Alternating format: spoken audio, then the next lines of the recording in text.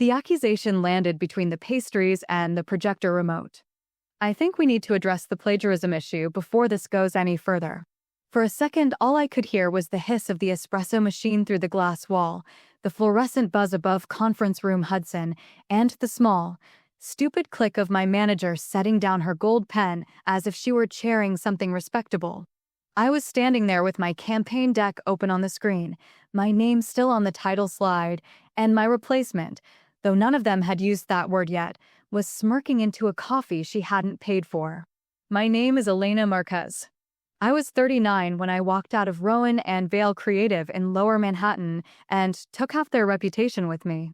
I had been a senior brand designer there for 11 years, which in agency time is roughly equivalent to surviving 3 mergers for identity crises and 1 executive vision board retreat no one should have been allowed to expense.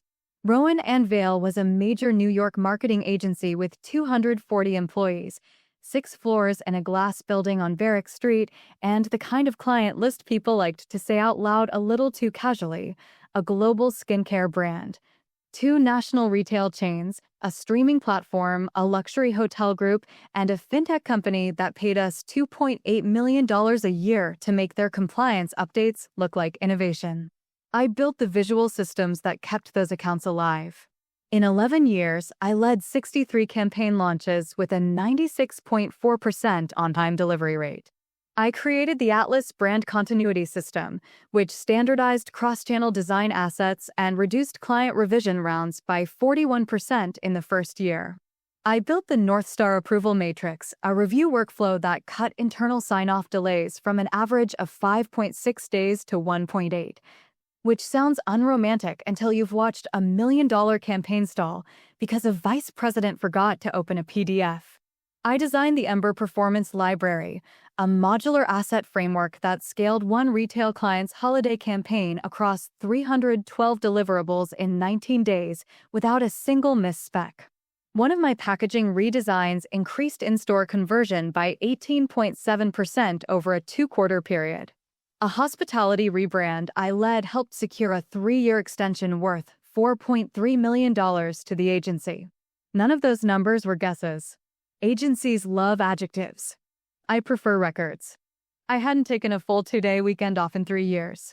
I missed my younger brother Gabriel's engagement dinner because a beauty client decided at 8:14 p.m. on a Friday that the word luminous now felt too emotionally matte, which is not a real sentence, but did become my problem. I answered Slack messages from hospital waiting rooms, from the backseat of yellow cabs, from my mother's apartment in Queens on Christmas Eve with my shoes still on.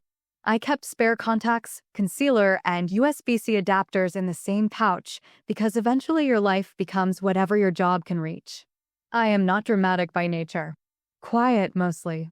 Detail-oriented to a degree people tend to call intimidating when what they mean is inconvenient. I notice things. Kerning errors. Shifts in tone.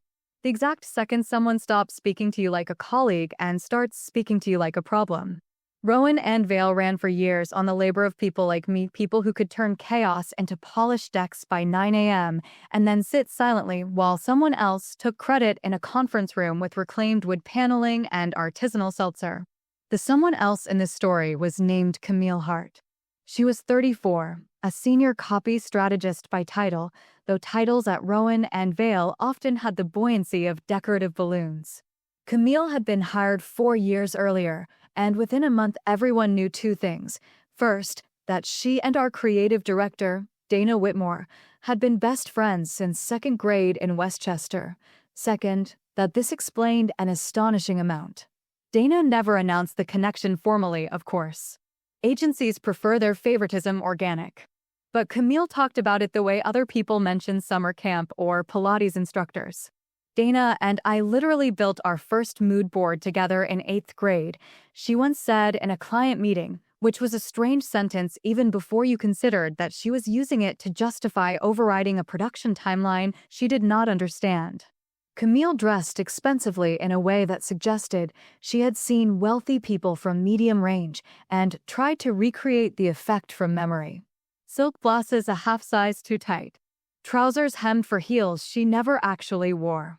thin gold bracelets that clinked against her laptop while she typed slogans like they were subpoenas. She misused marketing language the way some people misuse power tools, confidently, publicly, and with avoidable consequences.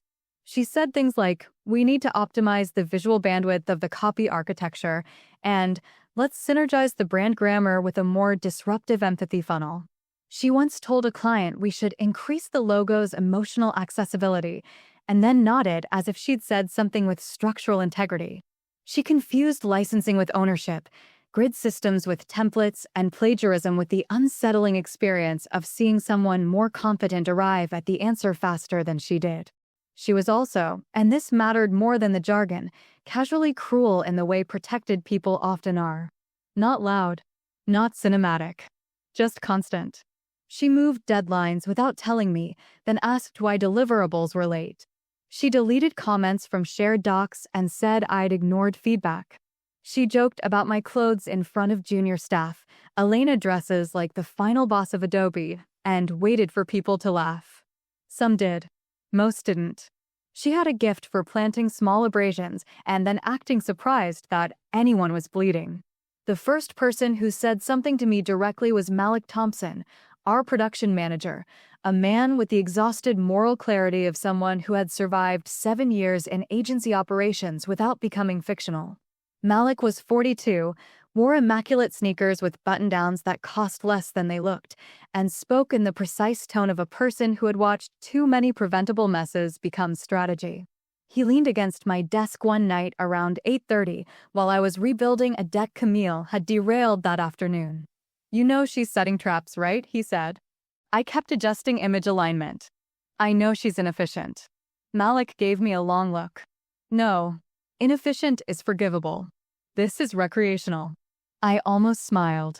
"That's specific." "It's accurate." A week later, Priya Sethi from HR found me in the 6th-floor kitchenette while the dishwasher made that industrial grinding sound every office dishwasher makes, as if cleaning mugs were a deeply personal insult. Priya was an HR business partner, 36, smart enough to know exactly what was happening and cautious enough to survive it. Her voice always sounded like she was trying to help you without generating a document. Off the record, she said quietly, stirring sweetener into tea she wasn't going to finish, "If Camille says something in a meeting, send yourself notes right after. Dates, times, exact wording." I looked at her. "That sounds like on-the-record advice wearing sunglasses." She exhaled through her nose. "Elena." "Understood." That was the thing. People noticed. They always notice. Offices are full of witnesses with rent. The humiliation itself happened on a Thursday morning in Conference Room Hudson, 12 seats, 2 walls of glass, one over-designed abstract canvas no one liked, and a view of a neighboring brick building so close it felt adversarial. We were presenting concept routes for the Arden Vale Beauty account, a $1.6 million client that had consumed the previous 6 weeks of my life in layer comps, packaging renders, campaign typography, and enough late-night revisions to classify as a secondary residence. I had built the core campaign direction from scratch, the visual hierarchy, color logic, packaging mockups, motion concept, launch social suite, in-store display system. Camille had contributed copy lines, some usable, some not, and an increasing number of comments framed as strategic concerns whenever she sensed the room responding well to me. Dana Whitmore sat at the head of the table in a cream blazer with shoulder pads sharp enough to file paperwork. She was 47, immaculate, and professionally warm in the way some women in leadership learn to be when they want deniability more than loyalty. She knew exactly how far Camille could go and spent years teaching the room that objecting to it was the real disruption. I was 10 slides in. The room was with me. Even Dana's boss, Martin Kessler, the executive strategy director who floated into creative reviews twice a quarter to ask expensive questions badly, had stopped checking his phone. The launch film concept had landed. The retail placement visuals were strong. I could feel the room doing that subtle forward lean people do when they realize something is actually good. Then Camille spoke. She didn't interrupt sharply. That would have seemed emotional. Camille preferred the theater of concern.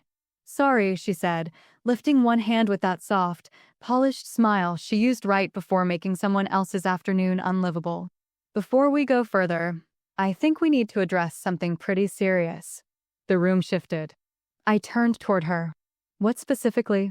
She looked down at a printed page she had brought with her. A prop. Always a promising sign. I spent some time reviewing Elena's concept development files, she said, and I'm concerned that parts of this direction appear derivative. In fact, a few elements are so close to an independent campaign from last year that I think we need to have an honest conversation about whether we're looking at plagiarism. There are moments when your body reacts before your mind catches up. My fingers went cold first, then very still. Martin looked up fully now. Dana set down her pen. Camille continued, because of course she did. Protected people mistake silence for consent. I don't want to make this awkward, she said, making it awkward with admirable efficiency, but we can't expose the agency to IP risk just because someone got a little too inspired. We need transparency. We need accountability. We need to streamline the integrity metrics here. Integrity metrics. She said it with a straight face. I looked at Dana. She didn't stop her. That was the answer before any answer arrived. What's the source? I asked. Camille slid a printout across the table like she was introducing evidence in a courtroom drama she'd rehearsed alone. It was a screenshot from a small beauty campaign out of Copenhagen. Similar palette family. Similar serif treatment. None of the actual architecture, layout logic, asset scaling, or conversion design matched. To anyone with eyes and professional experience, it was aesthetic proximity at most. To Camille, it was an opportunity in blazer form. This isn't evidence, I said. Camille gave a little shrug. It's enough to pause the rollout. Dana finally spoke, folding her hands. Elena, can you explain the overlap? The question itself was obscene in its neatness. 11 years. 63 launches. A documented design system used by half the agency. And now I was being asked to explain overlap to a room that had watched Camille miss deadlines, misquote briefs, and call a font license, basically ownership. I answered anyway, calmly. There is no overlap requiring explanation, I said. Shared visual trends are not plagiarism.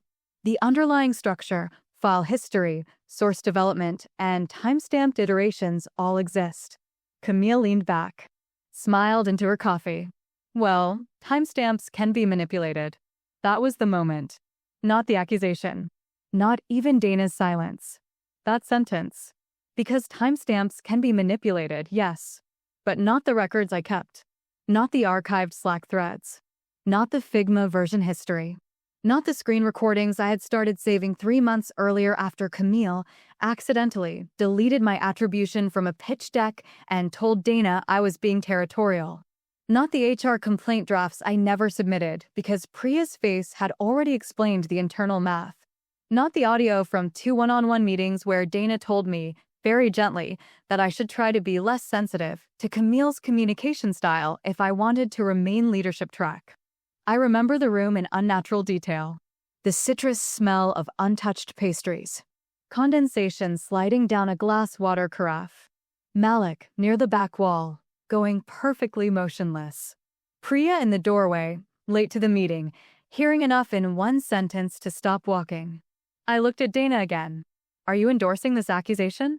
Dana chose her words with the care of someone stepping around a spill she intended to leave for someone else. I think we need to protect the agency. Of course, the agency. That large invisible deity in whose name cowardice is constantly rebranded as policy. No anger. No pleading. Just clarity. I closed my laptop. Camille frowned slightly. She hadn't expected movement this early. People like Camille prefer drawn-out suffering. It gives them time to decorate it. Elena, Dana said, don't be reactive. Reactive. Another lovely word. So often used by people reacting in advance to consequences. I slid the clicker onto the conference table. Understood. Martin shifted in his seat. Malik stared at the ceiling for one long second, which was somehow more eloquent than speech. Priya's expression changed in that tiny, irreversible way faces do when they recognize the line has been crossed, and there is no managerial phrasing left to save anyone. Camille laughed a little. So that's it? You're just going to walk because we asked a fair question. I looked at her. Really looked. At the bracelets. The satisfied tilt of her mouth. The confidence of someone who had never once had to distinguish talent from access. No, I said. I'm going to walk because you didn't. The room went quiet enough that I could hear the HVAC hum in the ceiling vents. I picked up my phone, my notebook, and the external drive from the side table. The drive was matte black, smaller than a business card, and contained 6 months of exported design histories, Slack threads, email chains, annotated PDFs, client call summaries, and 2 audio files. Documentation. Evidence. Boring things until suddenly they aren't. I walked to the door. Priya stepped aside without a word. Behind me, Dana said, "Sharper now, Elena. If you leave this meeting, we will consider that insubordination pending review." I turned back once. "Then review it," I said. And because that was the exact emotional peak where loyalty finally gave way to cold recognition, where 11 years of sacrifice narrowed into one clean decision, let me say this clearly. If my story resonates with you, make sure to like and subscribe. I share workplace strategy and corporate analysis every week that might just change how you navigate your career. Then I left the room, crossed the polished concrete hallway, took the elevator down from the 6th floor, and felt, for the first time in years, absolutely steady. Not because I had lost anything. Because they had finally made the mistake of putting their version of events in a room full of witnesses, while I was already carrying proof. What Camille didn't know was that I had stopped trusting the room long before I stopped trusting her. Not dramatically. Not all at once. Distrust in agencies rarely arrives like thunder. It arrives as formatting changes. Missing comments. A sentence you definitely wrote appearing in someone else's deck with a slightly worse rhythm. By the time Conference Room Hudson turned into amateur courtroom theater, I had already spent 7 months building a private record so methodical it would have looked paranoid to anyone who hadn't worked under Dana Whitmore for more than a quarter. The first file in that record is timestamped January 8th, 8:13 p.m. I know because I named it with the date. That's how I name everything. It was after Camille had accidentally removed my attribution from a pitch concept for the Solstice Hotels account, and then, when I pointed it out, tilted her head and said, "Oh, Elena, I thought we were moving toward a more collective authorship model." A collective authorship model. She said it while wearing a cream silk blouse that still had the fold line from the packaging on the sleeve. I remember that because details tend to stay with me when I realize someone is lying. That night I exported the full version history from Figma, saved the Slack thread where she'd asked me to build the layout she later called hers, and started a folder on my personal encrypted drive labeled RV documentation. Not because I was planning revenge. Because I had finally understood the kind of game she thought she was playing, and I dislike participating in games without keeping score. On March 3rd at 7:42 a.m., after Dana told me for the second time that I should try to be more collaborative in tone, when defending my own work, I upgraded from passive archiving to structure. I built a tracking sheet in Airtable and called it the Atlas Incident Log, which amused me privately because Atlas was also the name of the brand continuity system I'd built for the agency. The one Rowan and Vale still used to keep 6 major accounts visually consistent while pretending process had somehow appeared by magic. The log was simple. Date.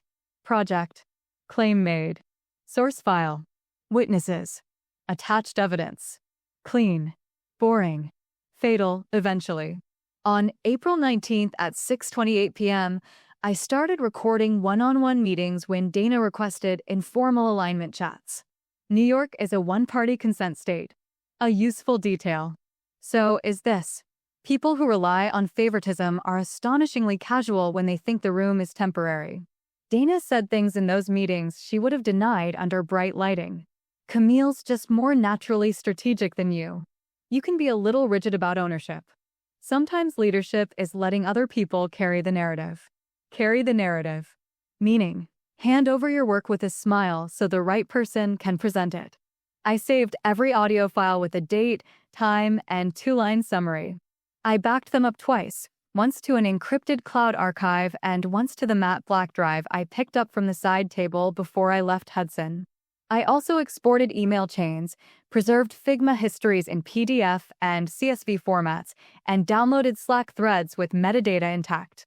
If that sounds excessive, you've never watched HR nod sympathetically while doing arithmetic on office politics. Priya understood the arithmetic, which is why she never said too much. But she said enough.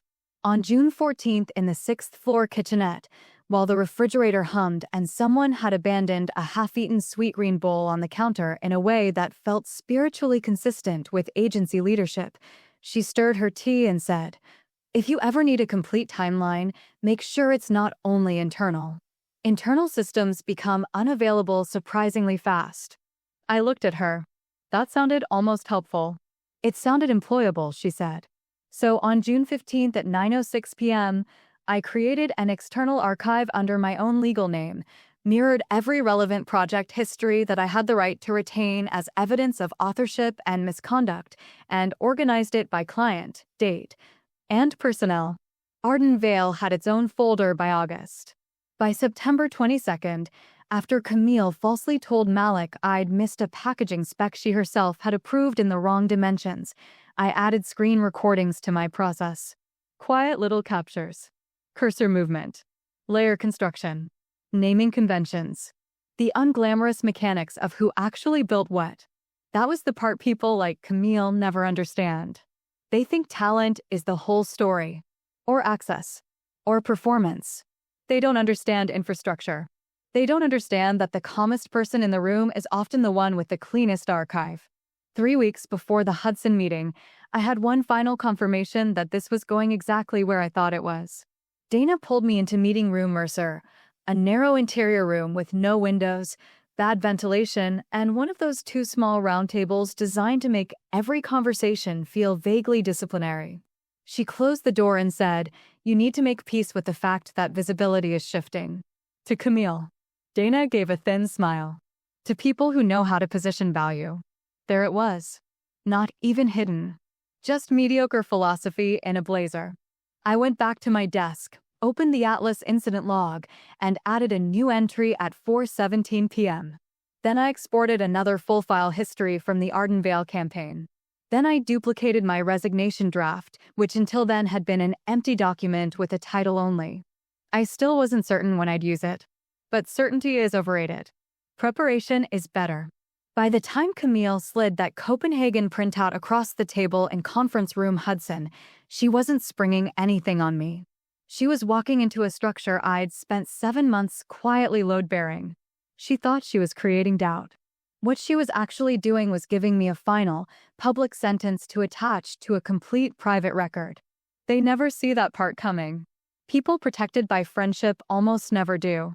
2 days later, at 8:11 a.m., I was in my apartment in Astoria, barefoot on cold kitchen tile, when my phone lit up with Camille's name for the first time in 4 years.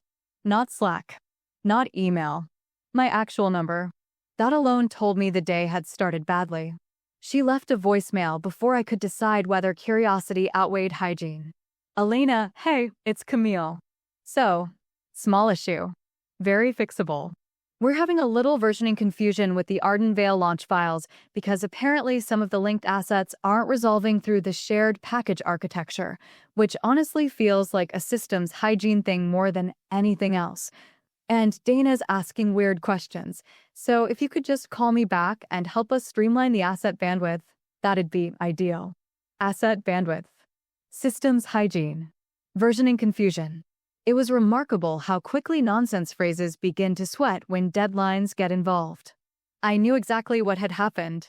Rowan and Vale's deliverable structure relied on the Ember Performance Library I had built 3 years earlier, a modular asset tree with linked packaging templates, usage permissions, export presets, and revision checkpoints embedded across campaign folders. It wasn't glamorous. It was simply the reason 6 accounts didn't collapse every time a creative strategist confused final with almost final. And, because I was not reckless, I had designed Ember with authorship tagging and local verification dependencies tied to user permission layers. Standard process. Boring process. The sort of thing no one thanks you for until the wrong person tries to present editable files they never properly inherited. When I left Hudson, IT deactivated my internal credentials within 43 minutes. Also standard. What wasn't standard was that Dana, in her rush to preserve appearances, had apparently told production to move forward on Arden Vale using whatever Camille had already aligned. What Camille had aligned, of course, was the visible shell, exported previews, partial mock-ups, a few flattened boards, and the confidence of someone who thinks process is a decorative nuisance. What she did not have was the full-linked source environment, the export rules, or the licensing map for third-party typography and stock composites. Without those, the campaign package was just a well-dressed corpse. At 8:26, Malik texted me. "You hearing this?" I looked at the message for a second, then replied, "Hearing what?" He sent back a photo of the production room monitor. Read missing link warnings. Unresolved asset paths. 12 packaging renders blank where product labels should have been. His next text came immediately after. Arden Vale launch review is at 11. Dana looks like she's swallowing glass. That image stayed with me. Accurate. Efficient. Camille called again at 8:41. I answered this time. "Hi," I said. There was a pause, then a rustling sound, then her voice pitched half an octave too high. "Oh my God, thank you. Okay. So this is honestly just a workflow misfire. Some of the asset architecture isn't cascading and production's being weirdly literal about permissions, which I know you understand better than anyone. So if you can just hop on for 10 minutes and tell Malik where the source logic lives." "It's in the Ember documentation." Silence. "What?" "The Ember Performance Library documentation. Version 5.4. Shared Ops Drive. Folder path is in the onboarding guide." Another pause. I could hear keyboard tapping. Fast. Wrong kind of fast. "Okay, well, we've checked some docs, but the issue is more nuanced than that. The team needs practical translation. Then they should read more slowly." Elena. "No." I said it gently. That was the part people always found unsettling. Anger gives people something to push against. Calm just leaves them alone with the furniture.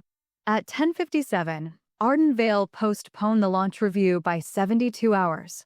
The delay penalty written into Rowan and Vale's service addendum for late asset delivery was $18,500 per business day after the first missed presentation window. By noon, the agency was already exposed for $55,500 if the package wasn't rebuilt by Monday. By 1:14 p.m., Martin Kessler had apparently asked Dana, in front of 3 account leads, "Why exactly did the person who built your delivery system leave in the middle of a flagship rollout?" A fair question. Late, but fair. There was one more layer Camille didn't know existed. On August 11th, after a particularly stupid argument over source attribution on a fintech deck, I had asked Malik to formalize something he'd been doing informally for years. Production-side export logs with operator signatures and timestamped checksum reports. He thought I was being very Elena about it, which was his affectionate phrase for when my caution developed legal posture. But he did it. Every final export from Ember now generated a traceable record showing originating file owner, revision sequence, and handoff timing. In other words, there was now a neat operational trail proving exactly who had built the Arden Vale source materials and exactly who had not. I didn't mention that to Camille on the phone. There was no need. Panic improves with space. By the end of the week, the small issue had matured into the kind of agency problem people refer to as a narrative challenge when they mean liability. Arden Vale's brand director, Simone Karp, requested a formal explanation for the delay after receiving a second incomplete preview package on Friday at 4:36 p.m. Simone was not theatrical. She was worse. Precise. The kind of client who used bullet points in emails and expected each one answered in order. Her account was worth $1.6 million annually, and she had personally approved me as creative lead 2 years earlier after a packaging sprint that rescued their spring launch from an internal client meltdown. She knew my work. More importantly, she knew the texture of competence. Dana tried to handle the call herself.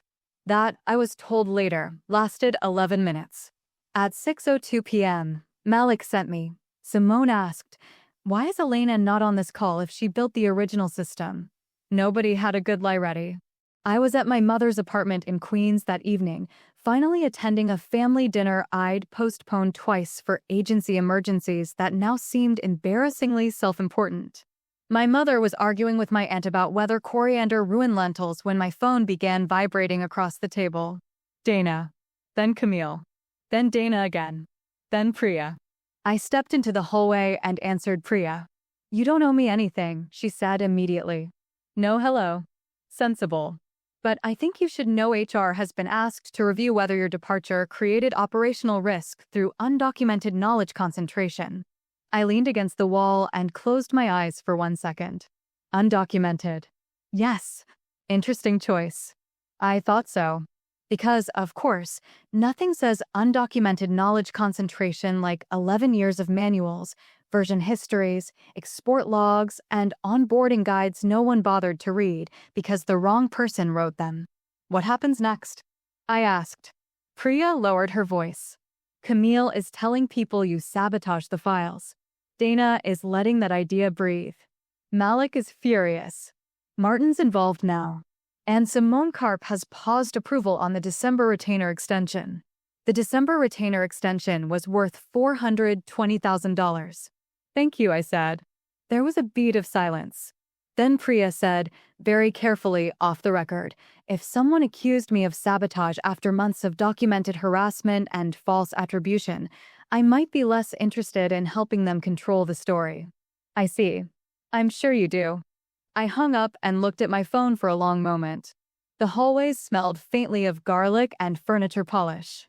Inside the apartment, my family was laughing at something my uncle had misheard. My shoulders, which had been tight for so long I no longer noticed it, had finally begun to unclench. Camille texted at 6:19. "Can we please be adults about this?" A useful message. Particularly from an adult who had just accused me of plagiarism in a room full of witnesses and was now discovering that software permissions do not respond to friendship. I replied with 3 words.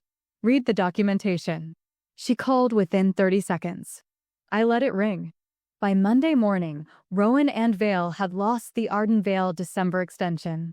$420,000 gone because Dana Whitmore had confused protection with leadership and Camille Hart had confused access with skill. Simone Karp's email, which Malik later summarized for me with evident admiration, apparently included the sentence, "We have concerns not only about deliverable readiness, but about the integrity of your internal authorship and review processes." Integrity. There was that word again, back from its brief hostage situation in Conference Room Hudson. At 9:08 a.m., Dana called from a private number. "Elena," she said, and for the first time in 11 years, I heard strain crack through her polished voice. "I think we need to find a constructive path forward." Constructive. Another word executives use when the wall they ignored has become load-bearing. "What path?" "We'd like to discuss a short-term consultancy to stabilize the Arden Vale account and clarify some misunderstandings internally." "What misunderstandings?" A pause. "About authorship. And process." "Those don't seem unclear." "Elena, please don't do this." Interesting sentence. People only say that when the thing is already being done. I could hear office noise behind her, muffled footsteps, a printer, someone dropping something metallic on a desk. Dana was calling from the agency floor, probably from one of the little phone booths near the strategy team, the ones lined with gray felt and desperation. "The documentation exists," I said. "The export logs exist. The version history exists. If you're confused, that's not because the record is incomplete. We can pay you." "Of course you can." She named a number. $250 an hour. For context, Rowan and Vale had billed my work at between $385 and $460 an hour for the past 5 years, depending on the client. Agencies are very clear on your value right up until you're the one invoicing. "No," I said. "Name your rate." That was the first moment she sounded afraid. 2 weeks in, the problem stopped being creative and became legal, which is when agencies finally locate their pulse.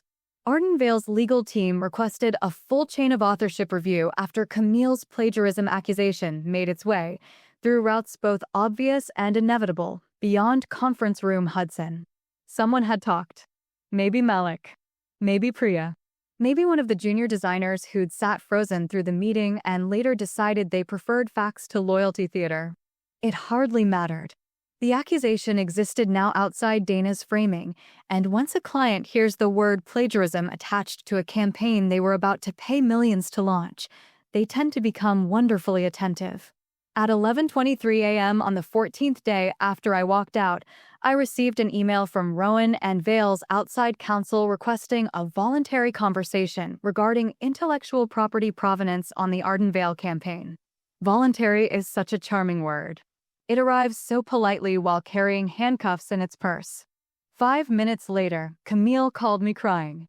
Not elegantly. Not in the cinematic way ambitious women on television cry, with one perfect tear and preserved eyeliner. No, this was real crying. Nasal, uneven, breath catching mid-sentence. The sound of someone discovering that Dana's friendship did not, in fact, outrank metadata. "Elena, please," she said. "Please don't make this worse than it has to be." I stood by my bedroom window and watched the end train rattle past in the distance. I haven't made anything worse. You know what I mean. I do. Legal is asking for source histories. Malik said there are export signatures. Priya, she stopped herself. Everyone's acting like I'm some kind of liar. That almost made me laugh. Not because it was funny. Because of the craftsmanship involved in saying it while being a liar. "What do you want?" I asked. "I want you to tell them it was a misunderstanding." It wasn't. Another broken inhale. "Dana can get you your job back." There it was. The agency version of flowers after arson. No. Then name something. A title bump. A retention bonus. "We can fix this." Can present tense. As if the floor hadn't already given way. I sat on the edge of my bed. Sunlight was catching on the black drive on my dresser. Evidence has a very unremarkable silhouette. "Camille," I said, "you accused me of plagiarism in front of witnesses while holding a printout you didn't understand." She started to interrupt. I kept going. "You questioned authorship on work with archived version history, timestamped source development, export logs, and recorded management conversations discussing your attempts to redirect credit. This isn't a misunderstanding. It's a record." Silence.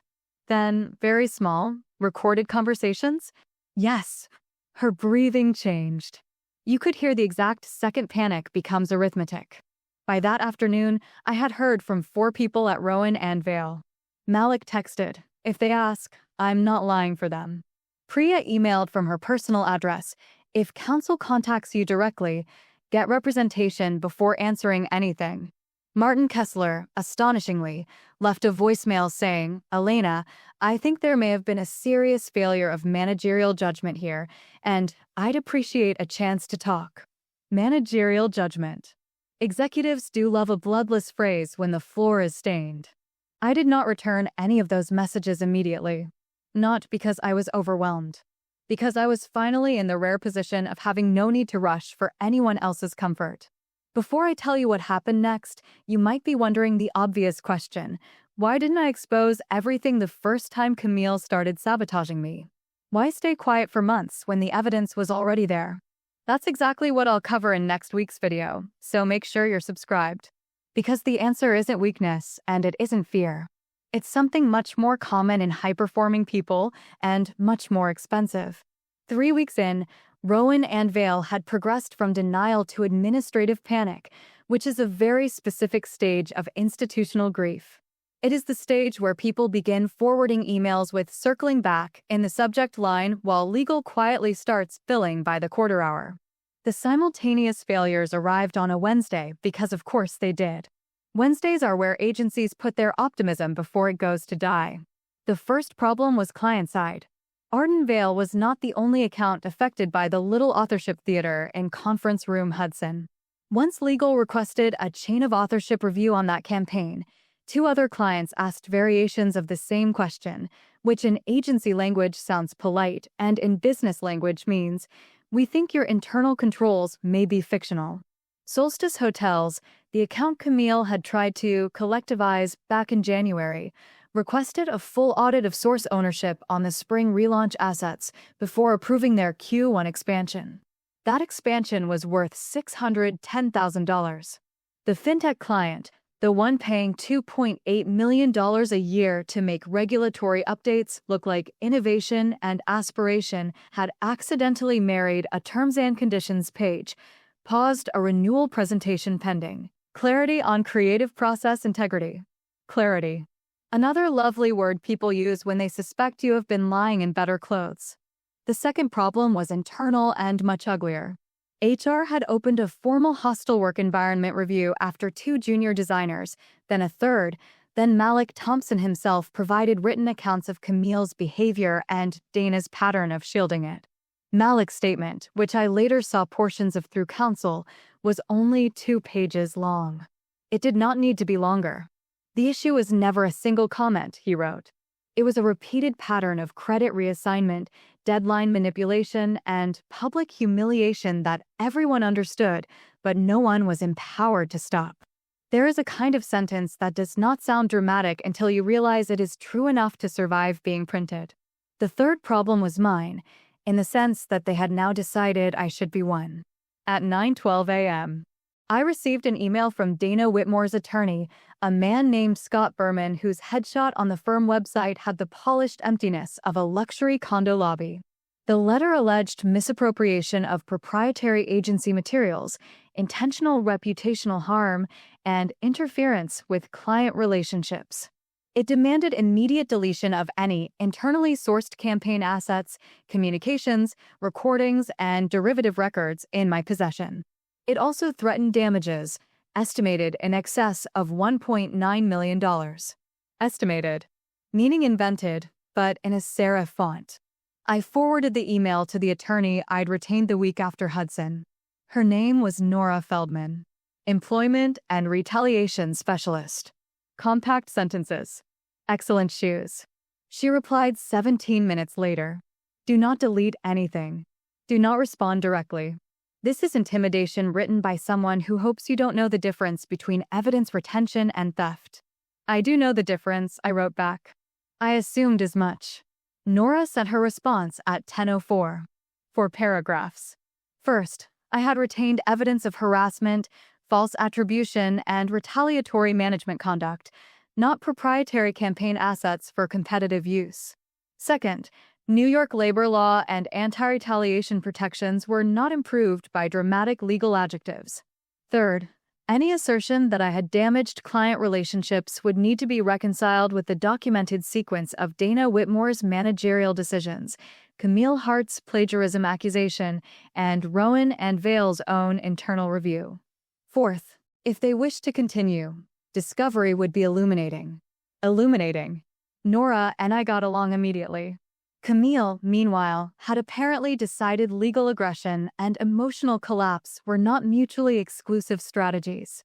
She called me at 11:26 a.m. and left a voicemail through tears and fury, an ambitious tonal blend.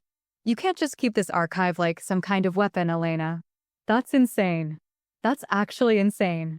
Dana says if this goes public, you'll be liable too because you're sharing private agency materials and Malik is talking to people and Priya's pretending she doesn't know anything and everyone's acting like this is all on me when you have been documenting all of us for months like a psycho.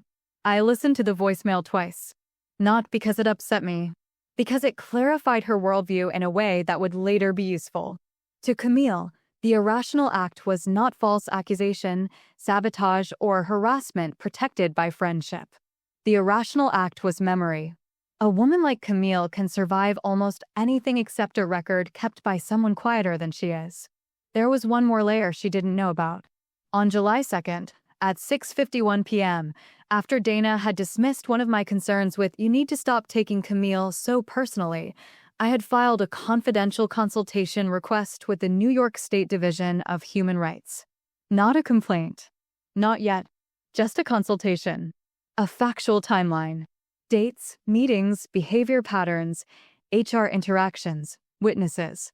I wanted to understand what constituted pattern-based harassment and retaliation in a workplace that preferred every incident to die as an anecdote.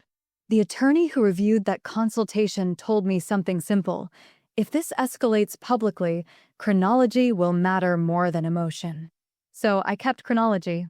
And on the day I walked out of Hudson at 1:18 p.m., while sitting in a coffee shop on Watt Street with a cappuccino I never finished, I converted that consultation file into a formal draft complaint. I did not file it then. I attached the evidence index. I waited. By Wednesday of week 3, with legal letters arriving and clients pulling at loose threads, I filed it. Not theatrically. Online. Efficiently. The complaint named Dana Whitmore, Rowan Vale Creative, and described Camille Hart's conduct in the exact, unadorned language that facts prefer. Harassment. Retaliatory undermining. False public accusation. Failure to act after notice. Attached, 47 exhibits. Audio logs. Slack exports. Attribution trails. HR notes. Meeting summaries. I uploaded them in order. When I hit submit, the room around me was very quiet. My apartment radiator hissed once. Someone outside was arguing in Spanish about parking. It felt less like revenge than accounting. That afternoon, Priya emailed me from her personal address. I can't discuss internal matters, but I think you should know the board has been notified. The board. Agencies only remember they have governance when the mess begins to smell expensive. By the end of week 3, the cumulative damage was no longer speculative. Arden Vale's lost extension, $420,000. Solstice Hotel's frozen Q1 expansion, $610,000. Fintech renewal delayed into the next quarter, jeopardizing $700,000 in retained work. Outside counsel fees had already crossed $84,000. A confidential settlement reserve, Nora estimated this, based on common practice and subsequent numbers proved her conservative, had likely been opened internally for at least $350,000. Total exposure, before anyone had even admitted the problem in plain English, $2,164,000. All because 2 women mistook protection for invincibility. By week 5, the crisis had gone company-wide. Rowan Vale held an all-hands on a Monday morning in the 6th floor commons, where the agency usually staged fake casual breakfasts for real morale problems. Bagels. Fruit. Cold brew in silver dispensers. The usual offering to the gods of optics. This time the entire creative department was there, plus account management, production, strategy, HR, and 3 board members I recognized from the agency website because once lawyers are involved, everyone suddenly becomes interested in governance photography. I wasn't in the room, obviously. I was in a co-working space near Union Square, reviewing an offer from another firm while my phone lit up like a minor electrical event. Malik. Priya. A junior designer named Tessa whom I'd mentored for 2 years. Even Martin Kessler, which told me the floor had become genuinely slippery. Malik called first. "You'll appreciate this," he said without hello. In the background, I could hear the muffled echo of a microphone and someone coughing too close to it. Dana just used the phrase communication breakdown to describe 6 months of documented harassment and a fabricated plagiarism accusation. Elegant, I said. That's one word. What else happened? Board member asked whether Rowan Vale had any formal authorship controls.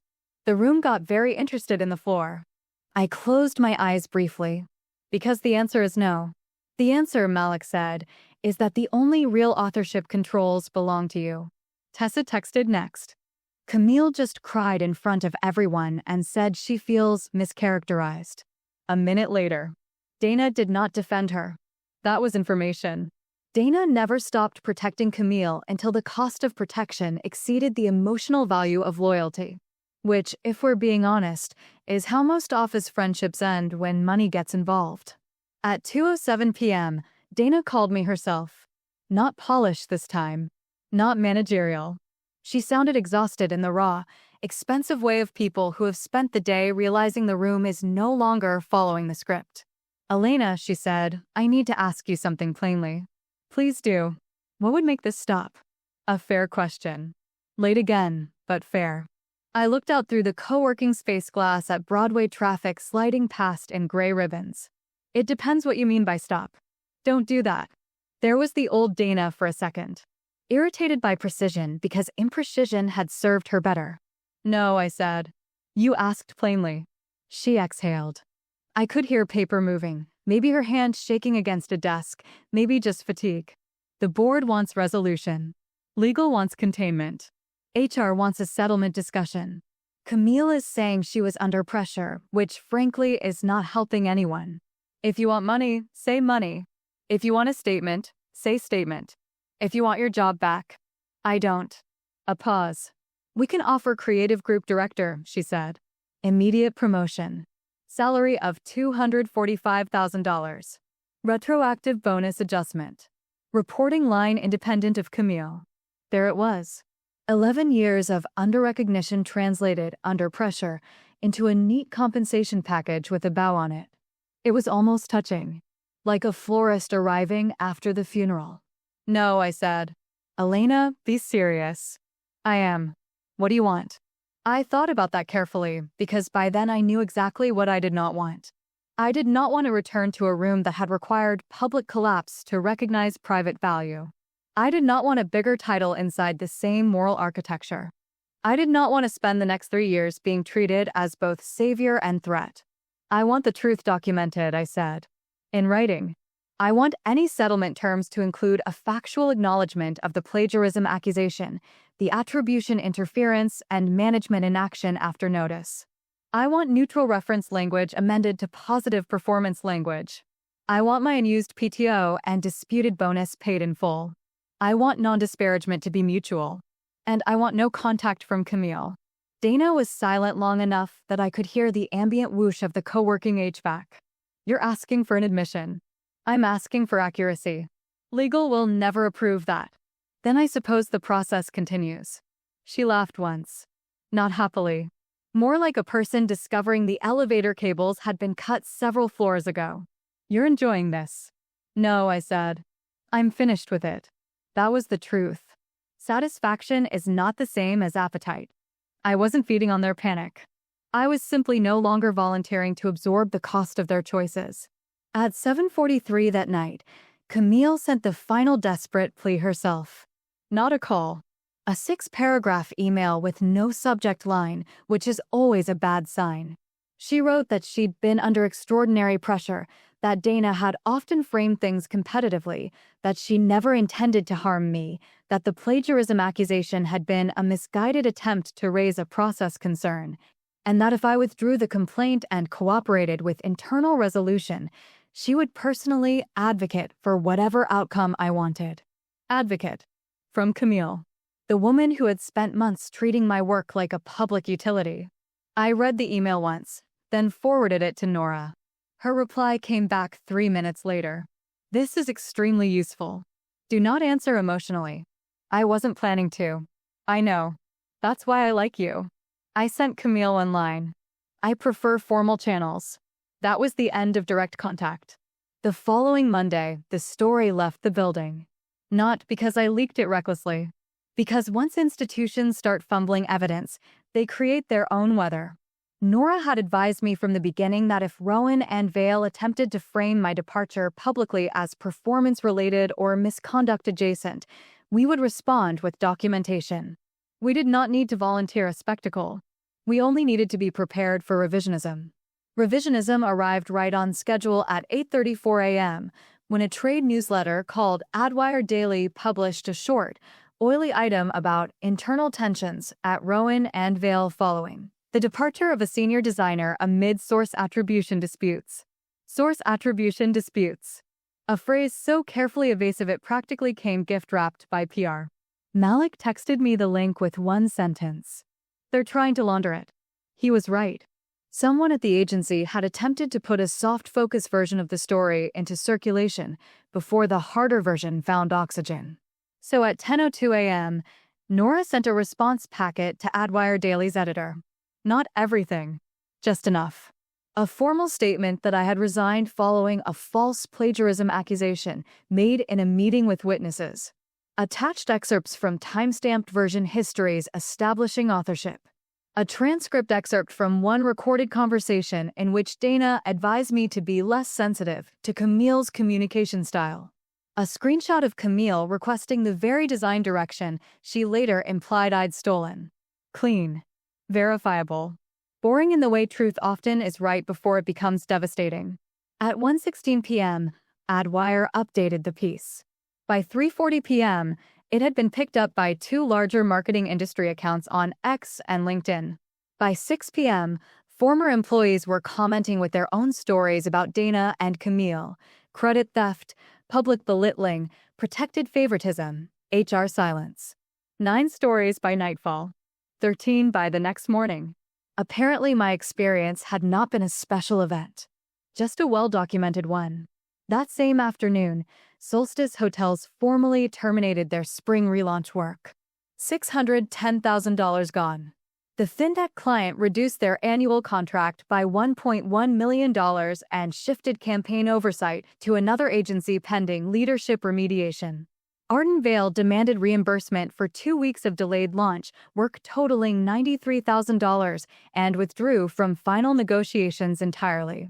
Total confirmed damage by Tuesday evening: $2,223,000 in lost or reversed client revenue, plus $93,000 in reimbursements, plus legal exposure, plus whatever internal bloodletting was occurring behind the frosted glass. At 4:22 p.m., Martin Kessler called me sounding as if he had aged 6 tax seasons in a week. I want to say, for whatever it's worth, I didn't understand the extent of it. I know, I said. That's not a defense. No, I said. It isn't. He took a breath. Dana has been placed on leave effective immediately. Camille resigned an hour ago. There it was. Not dramatic. Just the invoice arriving. Who told Camille to resign? I asked. The board didn't have to, he said quietly. Meaning the room had finally become honest enough that even she could read it. An hour later, Priya called from outside the building. I could hear traffic, a siren somewhere downtown, the wind hitting her microphone. I'm leaving too, she said. That surprised me more than Dana's leave or Camille's resignation. Because of this? Because I spent 3 years being asked to convert obvious problems into manageable language. She gave a small, tired laugh. Turns out that's not a career path I want. What will you do? Probably sleep for a week. Then go somewhere less committed to decorative ethics. That phrase was pure Priya. I told her so. Before we hung up, she said, for the record, a lot of people are relieved you didn't back down. I didn't do it for them. I know, she said. That's why it worked. Within 48 hours of Camille's resignation, Rowan and Vale's board authorized settlement talks. Actual settlement talks this time, not emotional extortion wearing a legal tie. Dana Whitmore's final call to me came that Thursday at 6:11 p.m. No preamble. You won, she said. I was standing in line at a bakery in the East Village, deciding whether I wanted olive oil cake or not. I remember that because it amused me, faintly, that after 11 years of sacrifice, the conclusion of all this arrived while I was considering dessert. This wasn't a game, I said. A long silence. Then, softer, no. I suppose it wasn't. She wanted me to know Camille had resigned, voluntarily. She wanted me to know the board was commissioning an external culture review. She wanted me to know she had not intended for any of it to go this far. An interesting phrase, as if distance were the issue and not direction. Finally, she said, what if I had handled Hudson differently? You didn't, I said. Another silence. The bakery line moved. Someone behind me was talking about a brand launch in Tribeca, which felt on theme in a tedious way. I did value you, Dana said. I believed she thought that was true. Not in a way that protected me, I said. She didn't answer. There was nothing available to her there except agreement, and agreement would have required a level of honesty she had not made a habit of. Our settlement was signed 12 days later, for $112,000 total. That included my unpaid bonus, full PTO payout, compensation damages, attorney's fees contribution, and a written neutral to positive reference provision so precise Nora called it surgical. It did not contain a broad admission of liability because institutions almost never volunteer poetry. But it did include a factual clause acknowledging that the Rowan Vale meeting involved a disputed allegation of unauthorized creative derivation that was not substantiated by subsequent document review. It also required no-contact terms, non-disparagement on both sides, and withdrawal of any implication that my departure had been performance-related. Accuracy, if not elegance. Dana resigned 3 months later, before the culture review findings were finalized. Officially, she left to pursue new opportunities. Unofficially, the board had lost interest in paying executive salaries to people who confused friendship with management. Camille disappeared from the industry for a while. Later I heard she was freelancing under a consultant title, helping small founder-led brands with messaging. Which, if we're being honest, is probably safer. Founders enjoy being lied to in a more boutique setting. A year later, I am Executive Design Director at Mercer Thread, a brand strategy and creative firm in Brooklyn with 86 employees, sane process, and the radical habit of documenting authorship before conflict rather than after it. My base salary is $268,000. My annual performance bonus last year was $41,000. I lead a team of 14 designers and strategists across retail, hospitality, and cultural accounts. In my first 9 months there, I built the Lantern Attribution Protocol, a cross-functional authorship and revision tracking system used on every major account, and the Relay Review Grid, which reduced late-stage revision chaos by 37% and, more importantly, made it much harder for charismatic incompetents to wander around claiming it had made the deck. The first time I presented the Lantern Protocol to leadership, our COO said, "This feels unusually thorough." "That's because it is," I said. He smiled. Good. That single word was more professional respect than some workplaces manage in a decade. Malik left Rowan and Vale 6 weeks after I did and joined a production consultancy in Dumbo where, by all appearances, people understand that timelines are made of math, not feelings. We still text. Usually when one of us sees an agency job posting with the phrase fast-paced collaborative environment and wants to mock it gently. Priya took a role as head of people operations at a nonprofit media group and, according to her last message, now gets to solve actual human problems instead of branding exercises dressed as values. Tessa came over to Mercer Thread 3 months after me. I recommended her. She is excellent. She asks sharp questions, saves clean files, and has the healthy suspicion of office charm that only experience can produce. As for Rowan and Vale, the agency survived. Most of them do. Survival is a low bar. Their revenue dipped 11.8% that fiscal year. They lost 3 mid-sized accounts and 1 large hospitality pitch. The board implemented formal authorship controls, mandatory anti-retaliation reporting, and external HR escalation routes, the kind of systems institutions suddenly discover are essential once failure becomes expensive enough. I don't consider that vindication exactly. More like delayed literacy. What did I learn from all of it? Something narrower and more useful than the usual slogans. People talk about self-respect as if it's a feeling. It isn't. Not really. In work, self-respect is often administrative. It's keeping the email, saving the version history, writing down the date, refusing to let someone else's confidence become the official record of your contribution. I did not leave Rowan and Vale because I was fragile. I left because staying any longer would have made me complicit in their version of me, difficult, reactive, convenient to discredit. Once you understand that, the decision becomes less emotional than people think. Cleaner.